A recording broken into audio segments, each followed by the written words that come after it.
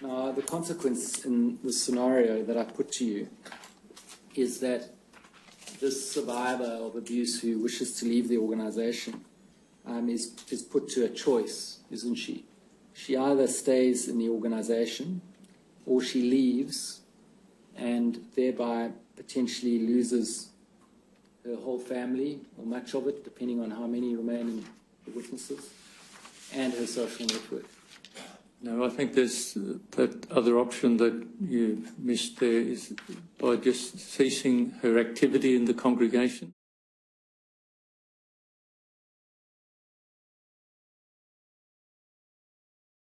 Well, I'm presupposing, Mr. O'Brien, that her feeling is sufficiently intense that she wishes to disassociate from the organisation.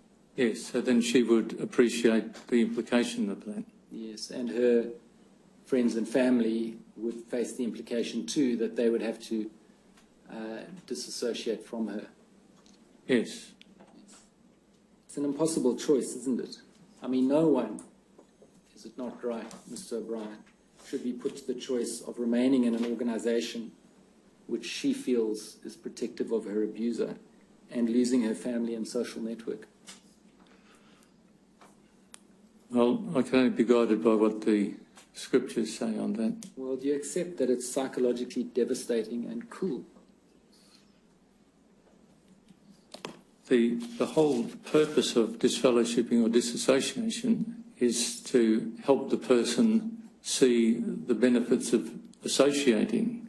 So a disassociated person, a disfellowshipped person, is free to come back. A disassociated person particularly, they don't have to go through a lengthy procedure to come back, whereas a disfellowshipped person has to prove their repentance suitably. Well, it makes your organisation a captive organisation, doesn't it? I don't follow what you mean by that. Well, it makes it incredibly hard for someone to leave because of the huge pain, suffering, cruelty that she must face if she does leave. I don't believe so. Do you appreciate, Mr. O'Brien, that this point of shunning, as it's called, is the one that probably makes people the most angry around the world amongst the ex-Jehovah's Witnesses? But if it's disassociation, again, it's a choice they make. They don't have to disassociate themselves to stop associating. They don't lose their spiritual or familial association by being inactive. I can see you might get some support for it by the manner in which first century Christians organized themselves. But is it justified in today's world and today's morality to treat people in this way?